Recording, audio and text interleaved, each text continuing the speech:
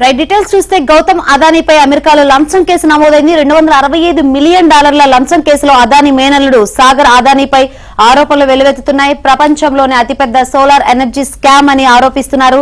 అదానీతో పాటు 8 మందిపై కేసులు నమోదు చేశారు. అందరిపైన న్యూయార్క్ కోర్టు వారెంట్ జారీ చేసింది. $10 బిలియన్ సోలార్ ప్రాజెక్టుల కాంట్రాక్టుల కోసం $265 మిలియన్ లంచం ఇచ్చినట్లు ఆరోపణలు వెల్లువెత్తుతున్నాయి. అదానీ సాగర్ అదానీపై America securities exchange commission case పెట్టింది.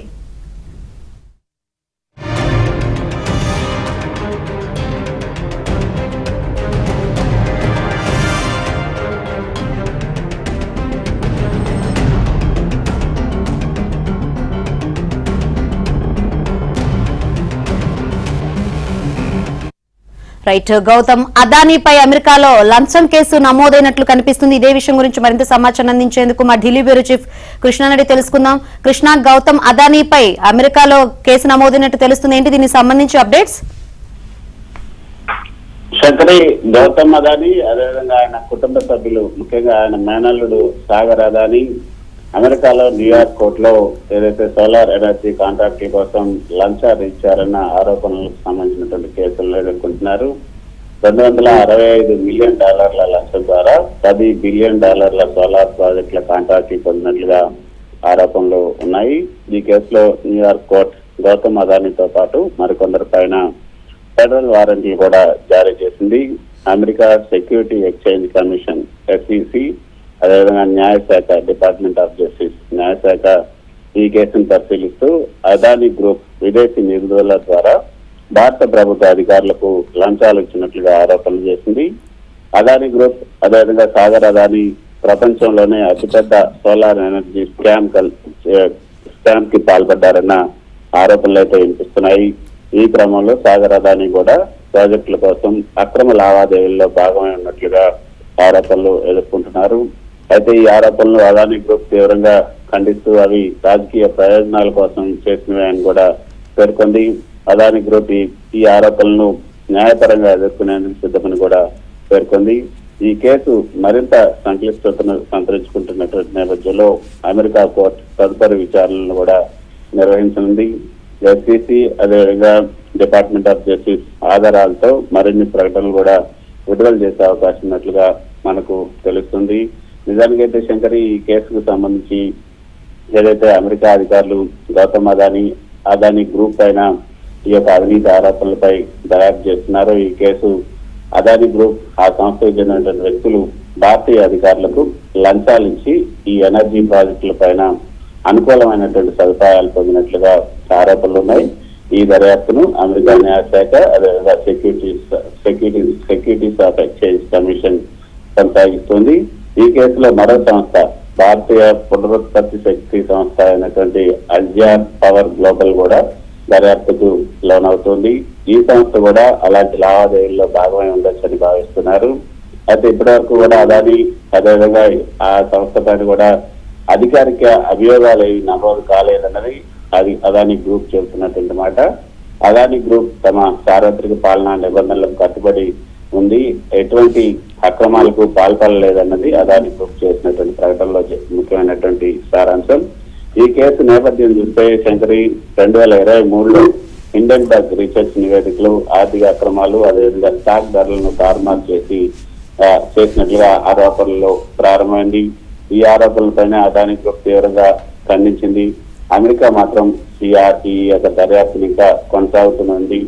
అమెరికా న్యాయ వ్యవస్థ ఈ గౌతమ్ అదానీతో పాటు 6 అత్యున్నత కార్యనిర్వాహకులను $250 మిలియన్ల లంచాలు చెల్లించినటువంటి ఆరోపణలపైన ఈ కేసు నమోదు చేసింది. న్యూయార్క్ కోర్టులో ఈ కేసు విచారణ జరుగుతోంది. అదానీ గ్రూప్ అధికారులకు లంచాలు ఇవ్వడం ద్వారా భారత ప్రభుత్వానికి సంబంధించినటువంటి సౌరశక్తి ఒప్పందాలు పొందిందన్నది ప్రధానమైనటువంటి ఆరోపణ. అమెరికా న్యాయశాఖ చెప్తున్నటువంటి ఏదైతే వివరాల ప్రకారం అదానీ ఇతరులతో కలిసి అమెరికన్ పెట్టుబడిదారులను తప్పుదోవ పట్టించి భారీ మొత్తంలో నిధులు సేకరించారు. దీనికి సంబంధించి ఈ కేసులో అనేక ఫోన్ సందేశాలు ఉన్నాయి, ఫైనాన్స్ డేటా అదేవిధంగా లంచాల పథకాలు చూపించే పత్రాలు కూడా ఉన్నాయంటూ అక్కడ ఏదైతే న్యాయవాదులు చెప్తున్నారు. ఈ కేసు 2023లో ప్రారంభమైంది. ఆ సమయంలో హిండెన్బర్గ్ రీసెర్చ్ ఒక నివేదికలో అదాని గ్రూప్ పైన అనేక ఆరోపణలు చేసింది. వాటిలో స్టాక్ ధరలను తారుమారు చేయడం, ఆర్థిక అక్రమాలు, లోపభూయితంగా నిధుల సేకరణకు సంబంధించినటువంటి ఆరోపణలు కూడా ఉన్నాయి. ఈ నివేదిక ఆధారంగానే అమెరికా ఇప్పుడు ఈ యొక్క దర్యాప్తును ప్రారంభించింది. నిజానికి సుప్రీంకోర్టు, ఈ భారత న్యాయస్థానం, అత్యున్నత న్యాయస్థానం అంటే సుప్రీంకోర్టు కూడా అదాని హిండెన్బర్గ్ కేసు పైన గతంలో పలు కీలక ఆదేశాలను కూడా జారీ చేసింది. హిండెన్బర్గ్ నివేదిక వచ్చిన వెంటనే కొంతమంది పిల్ దాఖలు చేశారు. ఆ పిల్ దాఖలు చేసిన దానిపైన సుప్రీంకోర్టు కూడా 2023 జనవరిలో అమెరికా కేంద్రంగా ఉన్నటువంటి హిండెన్బర్గ్ రీసెర్చ్ సంస్థ వెల్లడించినటువంటి నివేదిక ఆధారంగా సుప్రీంకోర్టులో కేసు ప్రారంభమైంది. ఆ నివేదికలో అదాని గ్రూప్ పైన అక్రమ లావాదేవీలు, స్టాక్ మ్యానిపులేషన్, ట్యాక్స్ హెవెన్లకు సంబంధించినటువంటి ఆరోపణలు కూడా వచ్చాయి. ఈ 2023 మార్చిలో ఒక సుప్రీంకోర్టు కమిటీని ఏర్పాటు చేసింది. ఇందులో మాజీ జడ్జి ఏఎం సఫ్రే, బాంబే హైకోర్టు న్యాయమూర్తి జేపీ దేవదర్, అదేవిధంగా ఇన్ఫోసిస్ సహ వ్యవస్థాపకుడు నందన్ నీలేకని లాంటి సభ్యులు కూడా ఉన్నారు. ఇవన్నీ కూడా అప్పుడు సిజేగా ఉన్నటువంటి ఎన్వి రమణ నేతృత్వంలోని ఈ కమిటీ ఏర్పడింది. ఈ ఎన్వి రమణ సిజేగా ఉన్నప్పుడు ఈ కమిటీని నియమించడం జరిగింది. ఈ committee SEBI, securities and exchange board of India దర్యాప్తు ప్రమాణాలు, అదేవిధంగా ఇతర కీలక అంశాలపైన నివేదిక అందించింది. సెబీ దర్యాప్తు నుంచి ఇప్పటి వరకు కూడా 22 కేసులు పూర్తయ్యాయి. ఇంకా 2 కేసుల పైన 3 నెలల్లో పూర్తి చేయాలని కూడా కోర్టు ఆదేశాలు జారీ చేసింది. ముఖ్యంగా శంకరి, అదాని గ్రూప్ పైన ప్రత్యేక దర్యాప్తు బృందం అవసరం లేదని సుప్రీంకోర్టు తేల్చెప్పింది. సెబీకి హిండెన్బర్గ్ నివేదికల ఆధారంగా మరింత లోతైన పరిశీలన చేయాలని మాత్రం సూచించింది సుప్రీంకోర్టు.